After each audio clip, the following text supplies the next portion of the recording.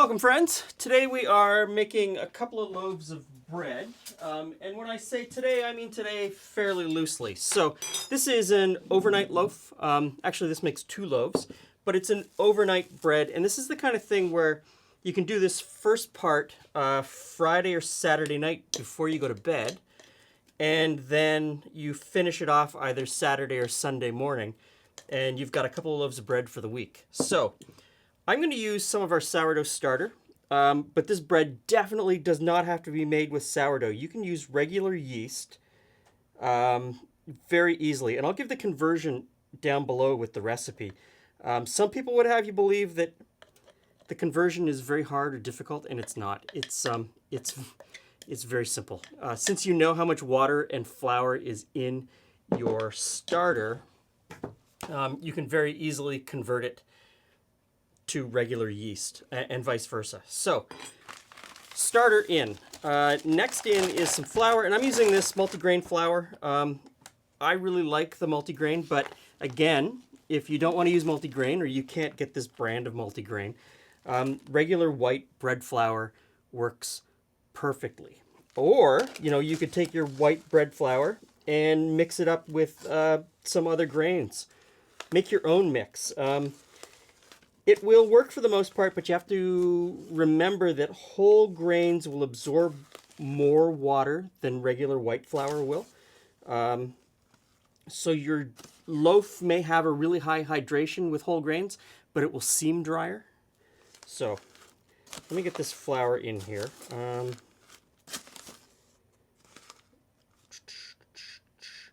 450 grams. Perfect. Zero out the scale again.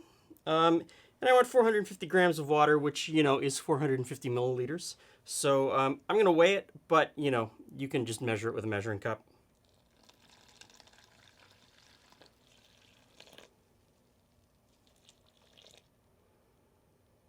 There we go, 450 grams.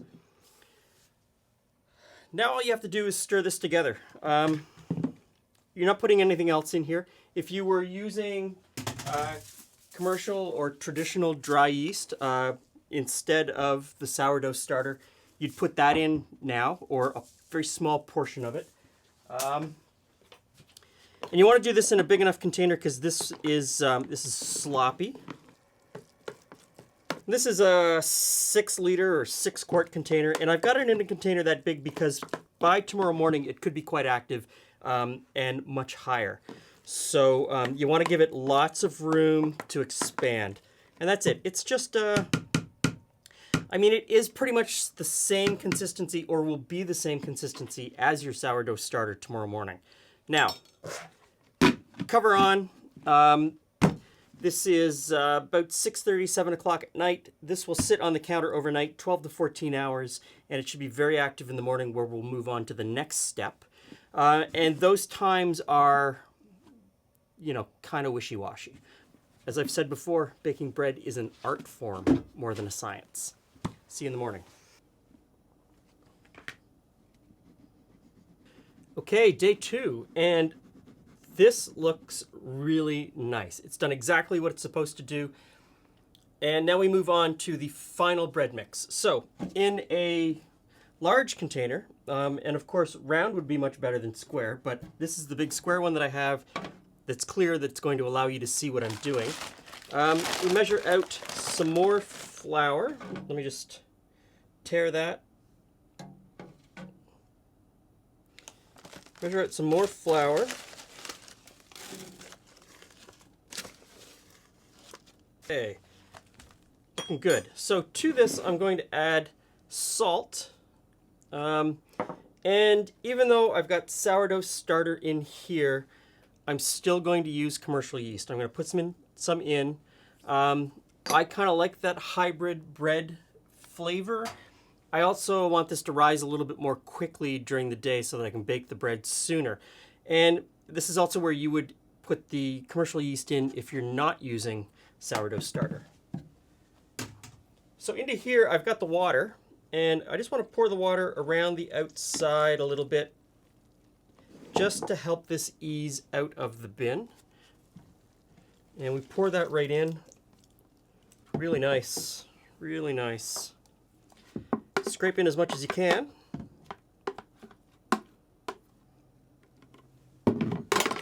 And then go in for the mix. And your hand is the best tool for this job. So this technically is a no-knead bread. So what we're looking for right now is just to mix together and get all of the flour wet. All right, so I'm just gonna cover this and let it sit on the counter for about a half an hour, and then we'll come back for the next step. Looks really good. So this is a no-knead bread, and the trade-off you make with a no-knead bread is that you, instead of kneading it, you have to fold it. You still have to create a gluten structure. And the folding is really easy. You just take your hand and you grab some of the dough, and it's really sticky, and you fold it over. And you just do this, and you turn, and you fold. And so we're gonna fold this twice in the first hour. And the first time you fold it, it's gonna pull apart. It's not gonna fold very nicely. It's going to be really sticky, but after you turn it a couple of times, it starts to get better. You'll notice that the gluten is forming, and you're actually folding it rather than sort of tearing it apart. Now, this is something that you're supposed to count. 6 to 8 times you're supposed to fold it. I can never remember because I'm usually talking to you. So I just keep folding it until it kind of starts to stretch and it looks nice. And I think we have achieved that. So cover it over again and wait another half hour. And now it's time for the second folding, same as the first. And you just pull it up and fold it over. Give it a turn, pull it up and fold it over. Give it a turn. Now you don't want to flour your hand for this part. You can dip your hand in a little bit of water so that it doesn't stick, but really, neither of those are ideal. Just let it stick to your hand. It's going to be okay. So, second folding is done. I'm going to cover this over again, and I'm going to leave it until it is about 2.5 times in size, which could take anywhere from 2 to 3 hours. Keep an eye on it. The dough's going to let you know when it's ready.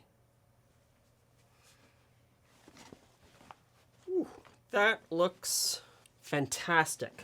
Okay, so we're just about ready to shape. Your oven should already be hot, preheated, and now it's time to preheat the Dutch ovens that we're going to cook this bread in. I'm lucky enough that I've got probably 20 or 30 of these in the basement, so I can bake them both at the same time. If you only have one Dutch oven, don't worry. You can bake one, and then as soon as you take that one out, you can bake the second one. It's not going to overproof that much. And if you're worried about overproofing, you can stick one in the fridge a little bit. I'll leave the instructions down below for that. So, out on the counter is some flour. This is a pretty wet, sticky dough, so you want to make sure that everything has a little bit of flour on it. And we're just going to pour this out. Let me get a dough scraper. Okay.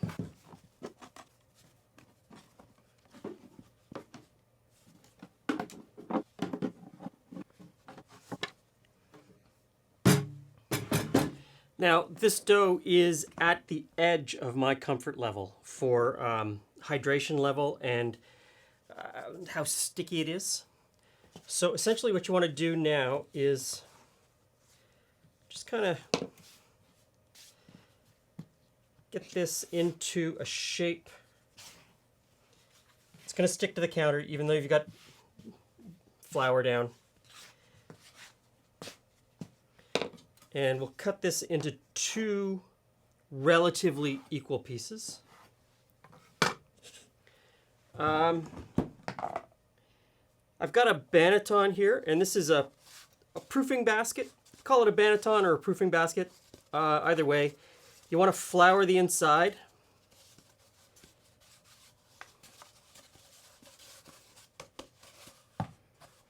And when you buy these new, they need a lot of flour. As they get older, you don't have to put as much flour in. So now we're going to shape this. So that's kind of pull it out, fold it over, fold it into the center, fold it again, fold it.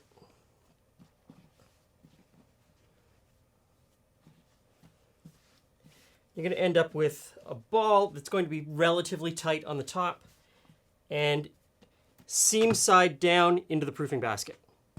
There you go. Now, I hear you. You don't have a proofing basket. You don't have two proofing baskets. That's fine. A regular bowl.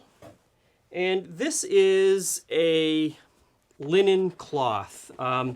It has a fancy French name. It's called a couche.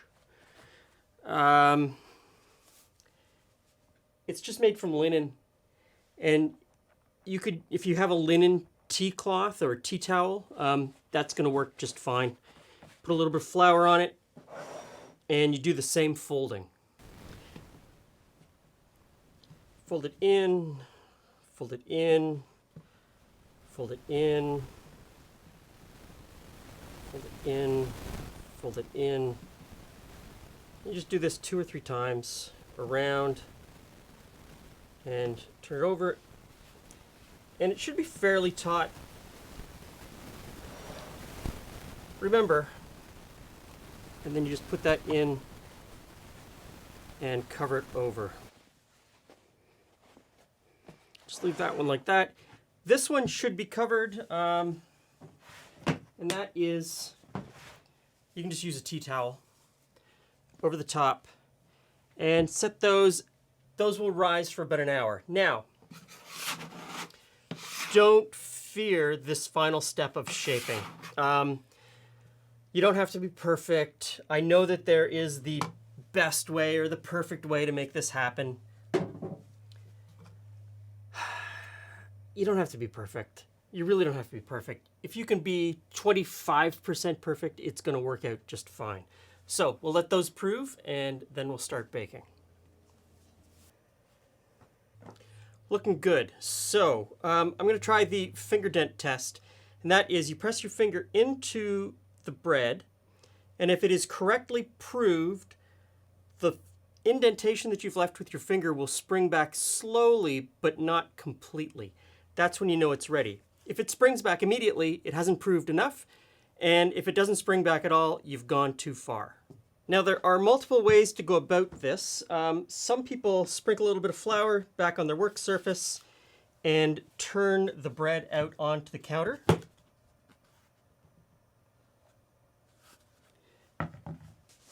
And then put it into the Dutch oven.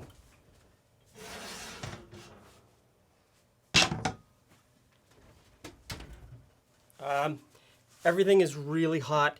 You need to move quickly, and I've always kind of found this way to be a little bit precarious because you've got dough, you've got a really hot pan. You can't do it delicately because you're afraid you're going to burn yourself. But just kind of get it in there any way you can.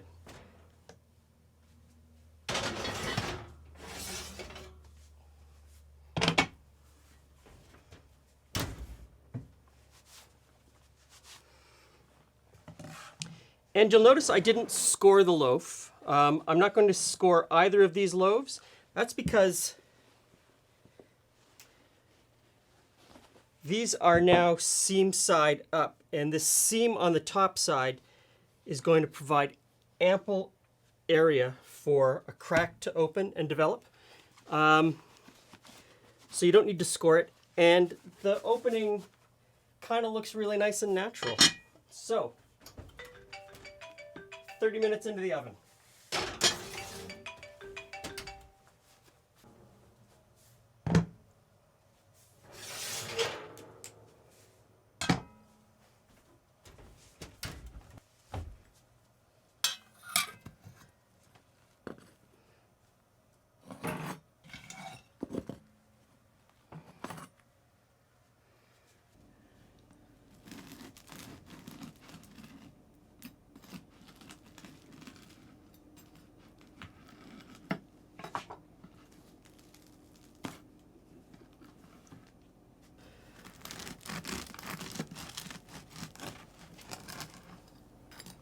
That is one hearty loaf of bread.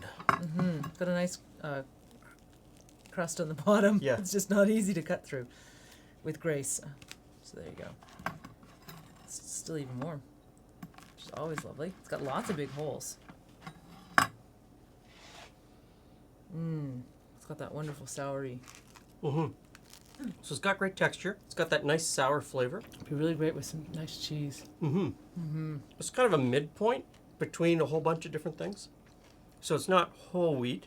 Because I used a mixture of different things with rye and it's not fully sourdough because I did put commercial yeast in it. But, you know, I kind of like this intersection. It's quite good. You know. My shaping could be better. But, you know, flavor's really what matters the most. And I think this is fantastic. So give this bread a try, and we'll just keep making more bread. I don't think you're ever going to get great at shaping if you keep making different bread. That's the hard part, right? Testing recipes means you don't get to make them all. But the actual technique of shaping doesn't matter what the dough is. I mean, the hydration on this was quite high. This is like 75% hydration, so it was a very sticky, loose, limp dough, which is harder to shape. But eventually, I'll get the hang of it if I do it often enough. And that's the thing. You really have to do this 2 or 3 times a week to get good at shaping. So don't worry about your shaping. Just get it in the oven. It'll be fine.